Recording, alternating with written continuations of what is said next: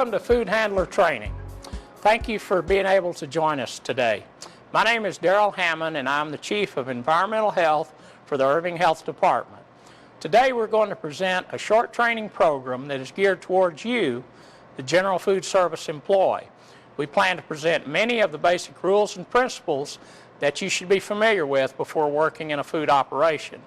As a food employee, you are the first line of defense against conditions, practices, and procedures that are set forth in the food code to protect the health and safety of the public.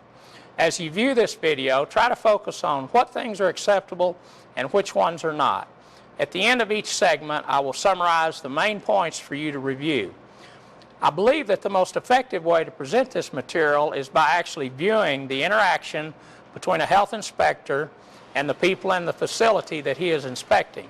So come on, let's get the camera and follow him. I think he should be arriving just about now.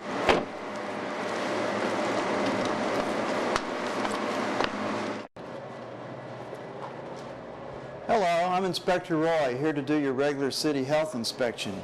Is a manager here today? No, the manager's out sick today, and John and Harry are in the back, the other kitchen employee, and today's Harry's first day. Oh, okay, so I guess you're in charge. I guess so. All right, so what are you doing there? I'm sanitized the probe, and now I'm checking the temperature of the fajita meat. Very good, 170 degrees. It needs to hold at 140 or hotter. That's very good. And I noticed when you did sanitize your probe, you need to remember also to sanitize your thermometer holder.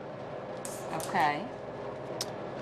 Well, let's see here. Oh, I see a violation over here. The trash can for your customers needs to have a cover on it.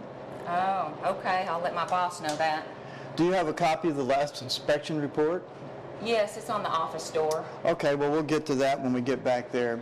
You must post your last health inspection report in the kitchen area so management employees can be reminded of the last inspection and what violations were marked.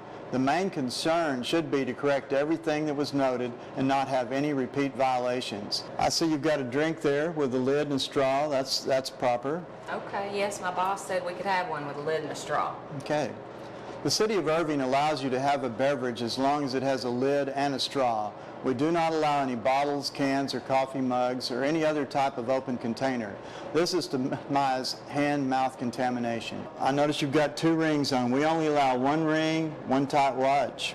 Oh, my boss said I could have a ring on both hands. No, we only allow a ring on 1 hand. Oh, okay. An employee is allowed to wear 1 wedding ring and a tight-fitting watch on hands. Necklaces should be tucked into the shirt, and no dangling earrings or bracelets are allowed. It is virtually impossible to properly wash hands with jewelry and eliminate all germs. Okay, let's see here. It looks like your apron and your hair restraint is proper. Looks real nice. It's important to have your hair properly restrained so that hair doesn't fall into food. A hair restraint is required unless the hair is worn in a style that is acceptable. Nothing in front of the ears or on the forehead. Okay, let's see here. Your single service forks, spoons, and knives, those need to be inverted so that your handle is up. Oh, okay. Your single service containers here are properly inverted. That's good. And your signs over here, looks like you have your food permit sign, your food manager's certificate, your Heimlich maneuver poster, no smoking poster, and on your buffet line you have your please use a clean plate sign. That's very good. A current food establishment permit is required to be posted as well as the establishment's registered food manager's certificate. The Heimlich poster or choking poster is required to be posted, and a please use a clean plate sign is required at the buffet line. Looks like your lights are covered under your serving line here. That's very good. And your milk's iced down, and I don't see any expired dates. No, we check those every day to make sure there's no out of dates. That's very important, very good. Well, I'm ready to check the back room now. Okay. Thank you. Have your food permit, food manager certificate, and the choking sign posted in a clearly visible location. Wear clean clothes and be neat in appearance. Wear only 1 wedding ring, no other rings or bracelets. Have hair properly restrained or worn in a style that does not require a head cover. Drink only from an approved container, a lid and straw. Store all utensils for customer use, handles up. Store all takeout containers inverted. Have probe thermometer readily available and sanitized before each use. Make sure that cooked foods are at least 140 degrees Fahrenheit before placing on the steam table for hot holding. Ensure that all food products, such as milk, are not past their expiration date before use. Have covers on trash containers in customer areas. Harry, is that a cigar? You can't smoke back here. And your door's propped open, your delivery man's long gone. It needs to stay shut to keep insects and rodents from coming in. And outside here, your grease barrel, it doesn't have the lid on tight, and your dumpster lids are open. That's a violation. All food must be from an approved source, which is from a licensed and inspected facility. Foods prepared at home may not be used in preparation or sold. Hello, John. Haven't seen you in a while. What are you doing there? Well, hello. Well, I'm just going through the milk. Make sure that we pulled out all the outdated items. We wouldn't want to serve them. We separate them from the good product, and because we get credit from the vendor. Okay, for this. very good. You've got it marked. Any expired product cannot be used or sold if a food product is out of date. It'll be marked as a violation unless it's stored in a marked return bin.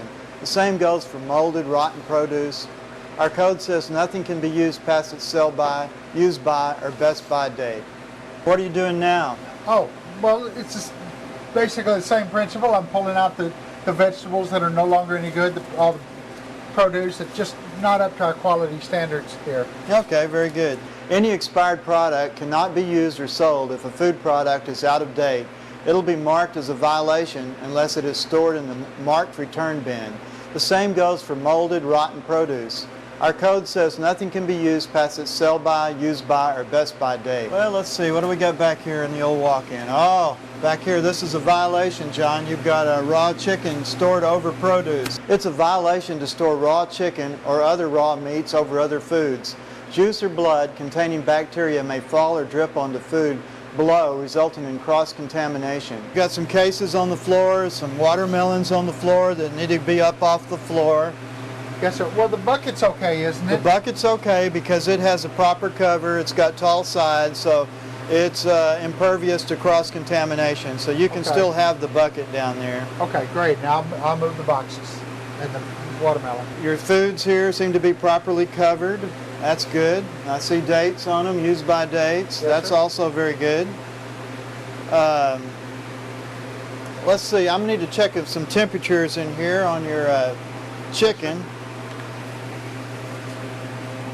Need to sanitize my probe thermometer here so I don't cross-contaminate that chicken.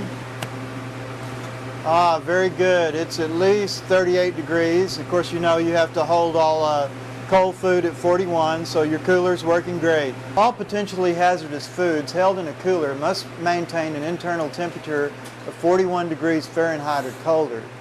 That's the product temperature, not the air temperature of the cooler.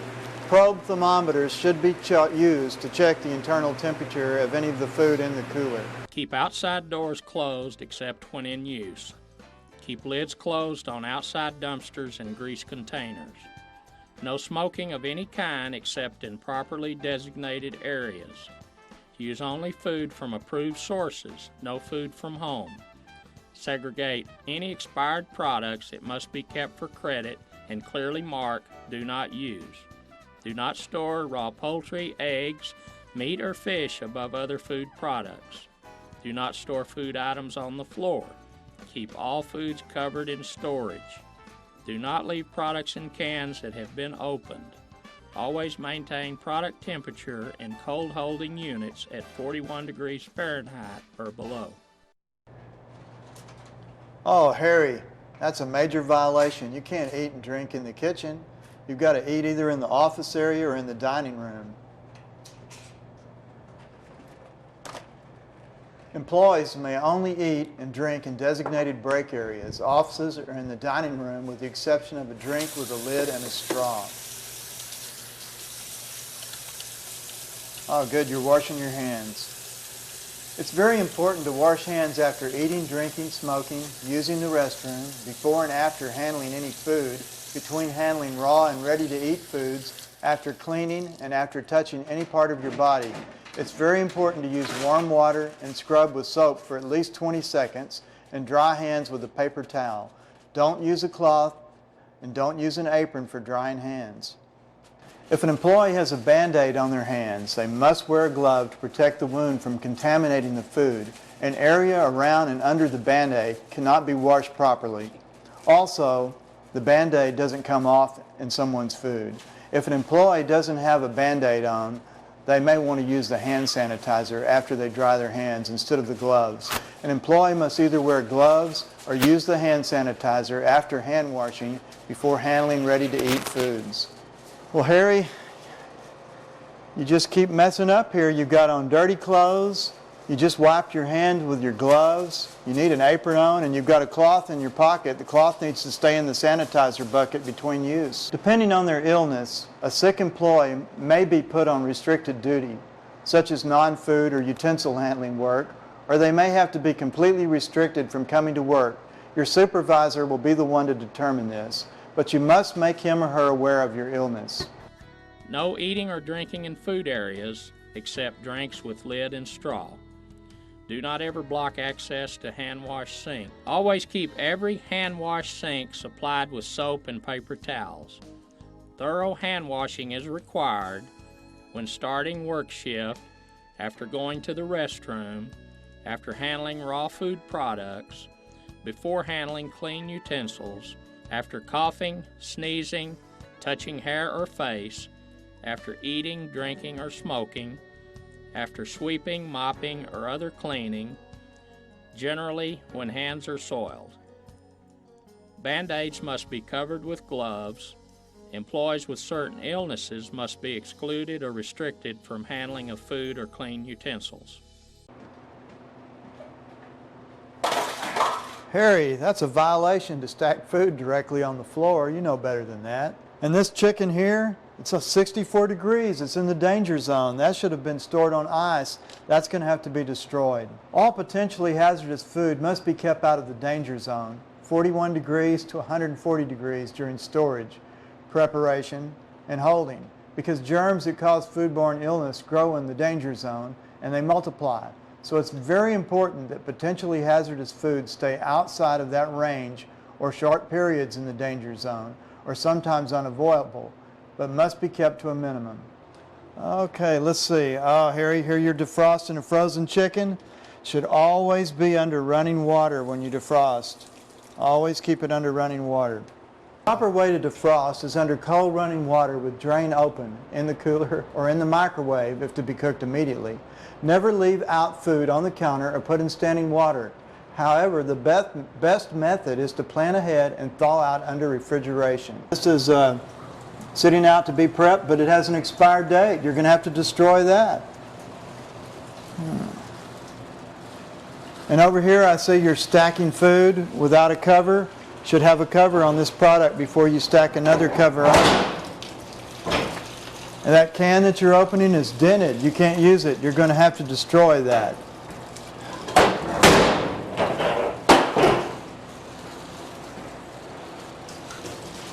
Harry, that's not a hand sink, that's a prep sink. You just washed your hands on top of your defrosting chicken and contaminated it. Only wash your hands in a hand sink. What are you doing there, John? Oh, I'm just setting out the chips for tonight's meal. Good, you've got gloves on, that's great. Yes, sir.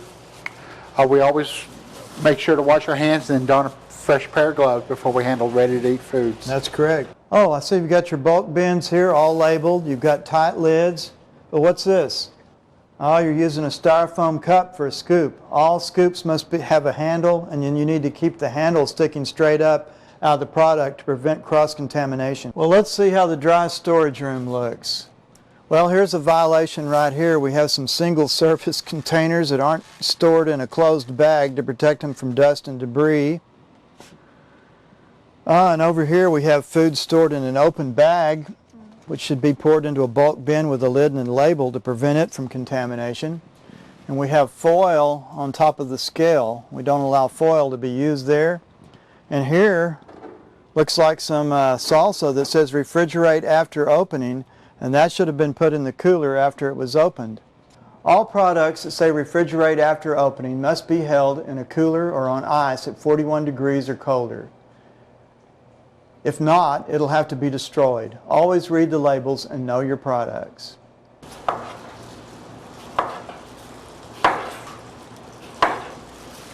Where are you going with those? I'm taking them back to the refrigerator, make sure they stay good and cold before we Very set them out good. on the line tonight. Store them at 41, that's great. Cut melons are properly being placed in the cooler to keep it out of the danger zone.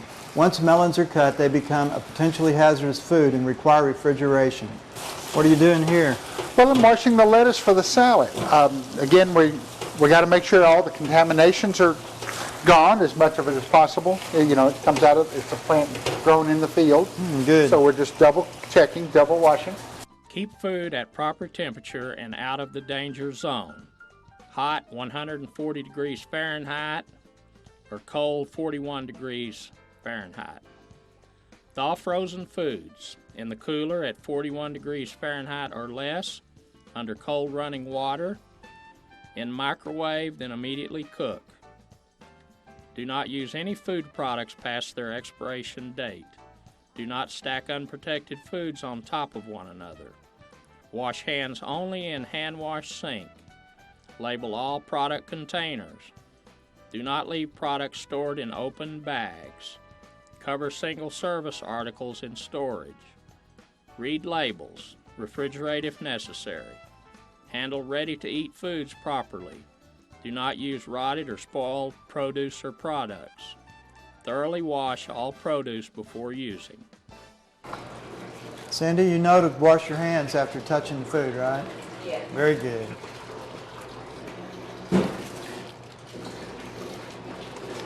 Harry, you just touched a raw chicken and then you handled lettuce. You're going to have to throw that lettuce away. It's been cross-contaminated. Not in that trash can. It doesn't have a liner.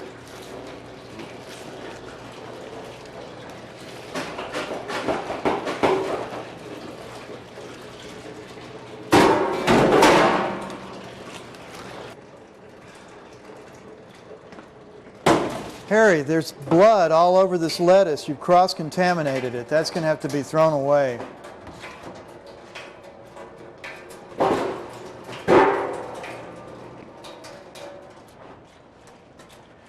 Harry, that's a prep sink, not a ware-washing sink. That needs to be washed in a 3-compartment sink, not in a prep sink or not in a hand sink. Hand sinks are not for washing pans. Hand sinks are for hand washing only. Utensil sinks or dishwashers are for pans. Food prep sinks are for food only. Mop sinks are for mops and mop water only.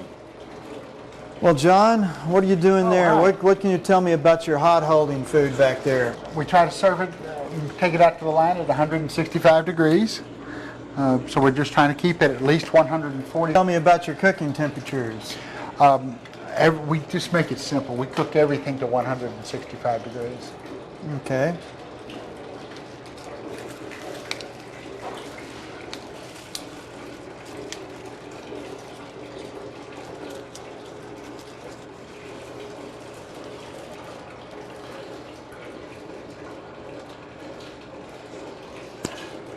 Okay.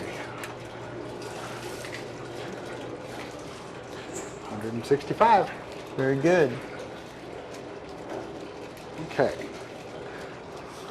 Cold items, we try to keep all potentially hazardous foods at 41 degrees or colder, except of course when they're cooked. Okay. Okay, I'm getting 39 degrees now. So we've kept it on ice, so that should be good for it. Very good. Harry, you're using a trash can for a table. You can't do that. You're cross-contaminating your food prep service there. And John, over here you have some cardboard on the floor. We don't allow cardboard on the floor, only a rubber mat that can be properly sanitized. Okay, I did notice that earlier. I'll make sure it's gone. Okay, from thank now you. on. This your sanitizer bucket?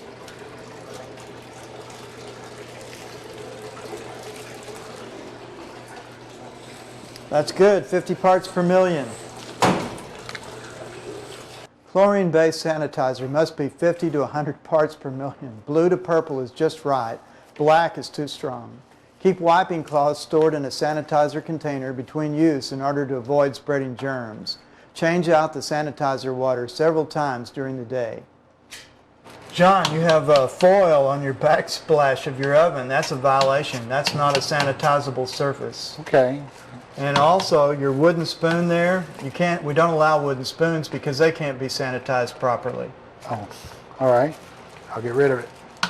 Always wash hands after handling raw meats before going to another task.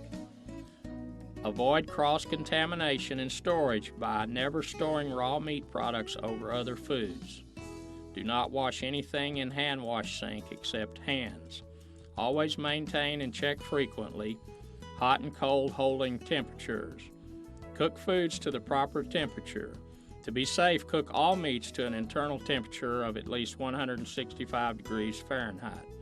Have containers of sanitizer at proper concentration for wiping cloth storage at each workstation.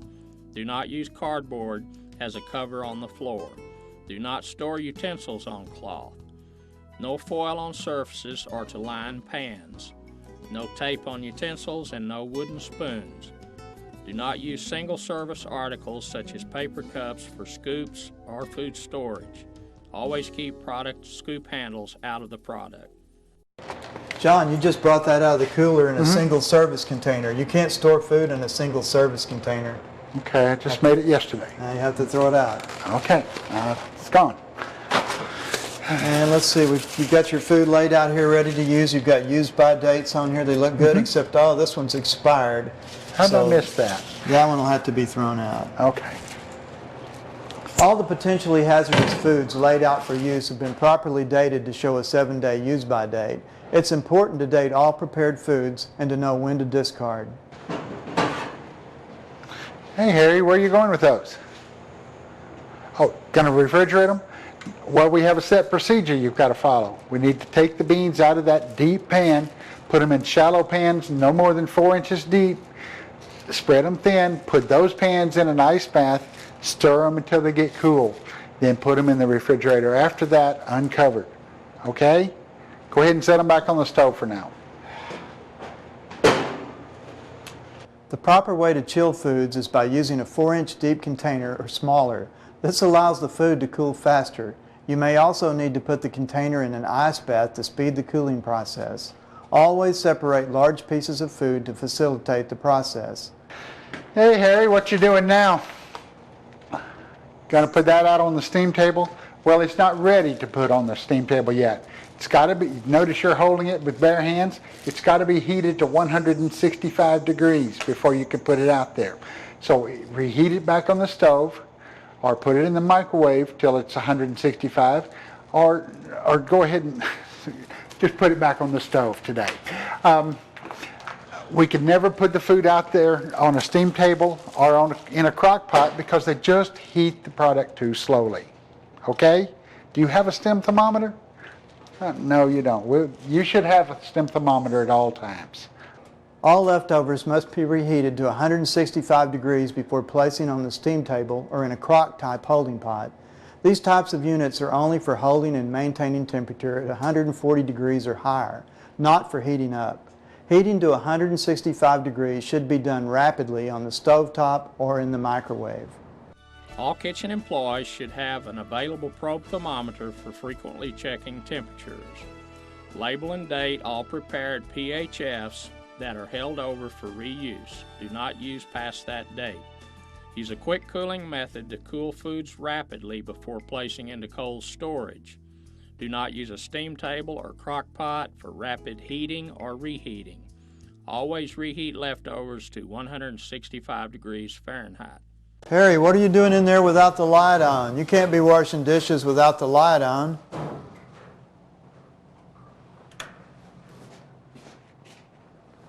Well, let's see. You've got your dishwashing sink all set up wrong. You need to wash, rinse, and sanitize. Do you have hot water in the rinse sink? Okay, what about sanitizer? Do you have sanitizer? You don't have sanitizer. Do you have test strips? Here's your test strips right here. You need to have sanitizer in there, at least 100 parts per million for washing your dishes. Is that sanitizer? Oh yeah, I see you have it labeled properly. So we do this every day. That's it. If not using an automatic dishwasher, the three-step process must be followed. Pre-scrape food off, then wash in hot soapy water in first sink, rinse in hot water thoroughly in the second sink, then sanitize by submersion for at least 1 minute in the third sink, then invert to air dry.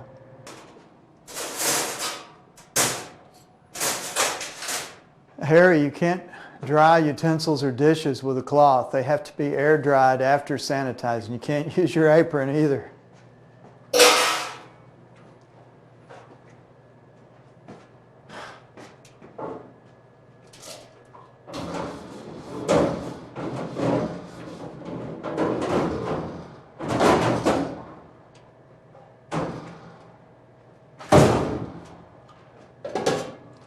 Oh, there you go again now. You've handled dirty dishes, and then you should have washed your hands before handling clean dishes. Need to wash your hands for at least 20 seconds with hot water in a hand sink before handling the clean dishes, after handling the dirty ones. And over here, it looks like you've got a case of single service items on the floor under the sink. You've got to have those off the floor.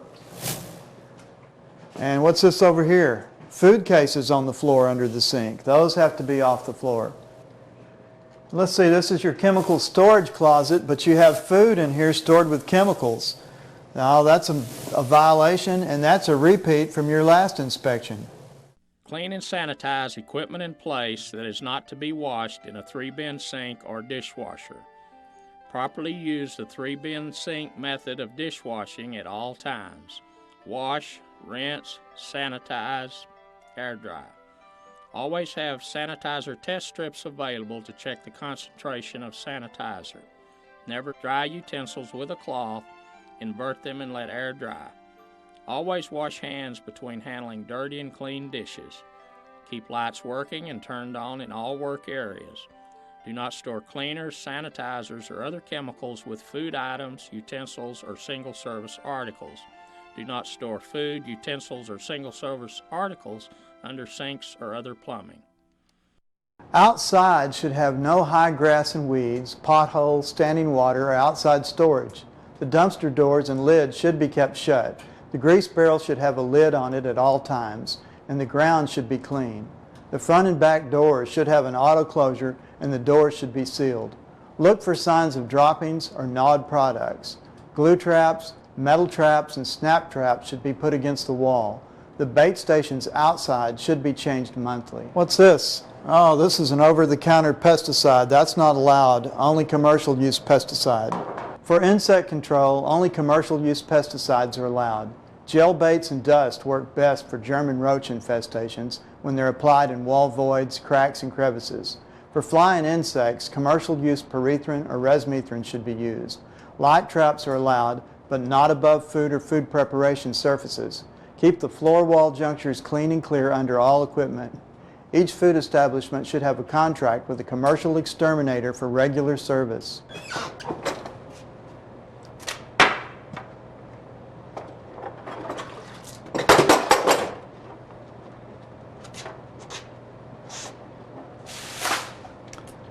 Oh, Harry, I can't believe you did that. Can't ever pour mop water outside. Got to pour it in the mop sink.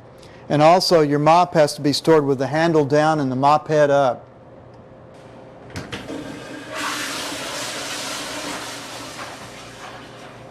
Harry, I heard that toilet flush, but I didn't hear the hand sink. Did you wash your hands? Got to wash your hands before you return to work after using the restroom. Got the employees must wash hands sign, got towels, covered trash container, hot water, soap, toilet tissue, sanitary napkin bin with liner. Looks really good. The door doesn't have an automatic door closure. That is a violation. And out here I see we have a purse and a coat stored with the utensils. That is definitely a violation. The lights must be working and covered or have shatterproof bulbs. Trash cans must have liners, and the trash cans in the customer area and women's restroom must have a lid. There should be no standing water or backed up drains. The floor should be maintained with no tiles missing or damaged. The walls should be maintained free of holes. The ceiling should be smooth and washable, and all tiles should be present. If any employee notices any of these maintenance items, they should correct them or report them to their supervisor. Keep facility free from all insect and rodent activity. Outside grounds, keep all trash and debris cleaned up, grass and weeds cut. No outside storage. Store maintenance equipment properly. Properly dispose of mop and other wastewater. Keep restrooms clean and fully supplied with soap, paper towels, and toilet tissue.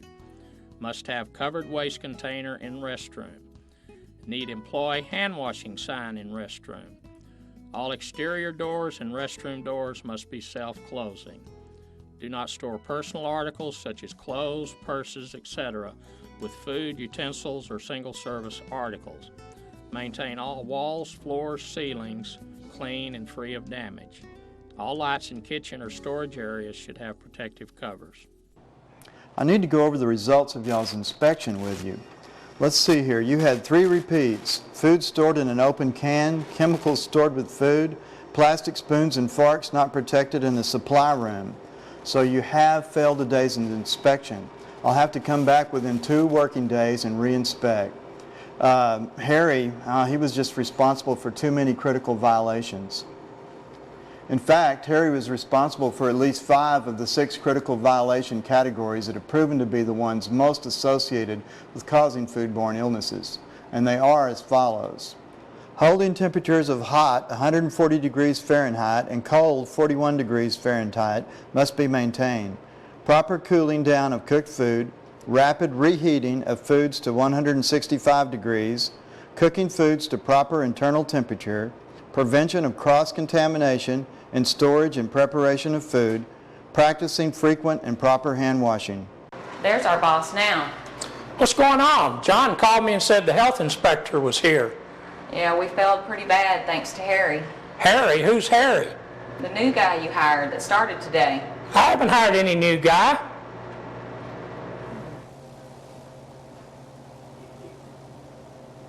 As Inspector Roy pointed out, the one employee that was not properly trained actually committed many violations, including several critical ones that could have contributed to making someone or even many people very sick. The purpose of the health inspection is to educate the workers and management of the establishment and help them to come into voluntary compliance by pointing out the things that they are doing or have done wrong. The inspector accomplishes this by marking and rating the facility as to how well they are following the rules. The purpose of a score or rating on the inspection is to allow you to see how good or bad you are doing. By making it an unannounced or a surprise inspection, it serves to keep you on your toes as you don't quite know when they may show up. You have to always be ready and following the rules. Your job is to correct the violations and make sure they do not reoccur. Unfortunately, there's generally a high turnover rate in the food industry, and many employees come and go without proper training. It is very important that each of you play your part along with your supervisors to make sure that new employees are properly trained. Be sure and report violations to your supervisor and question them anytime you're unsure about a procedure. They all have had more intensive training in food safety and should be able to have all the answers for you about the food rules, including the more technical aspects such as cooking times, temperatures, and chemical concentrations, etc. But don't be afraid to question your health inspector when he comes through either. It's his job to teach you. Once again, we appreciate your joining us today. I hope you have learned something that you may not have known before.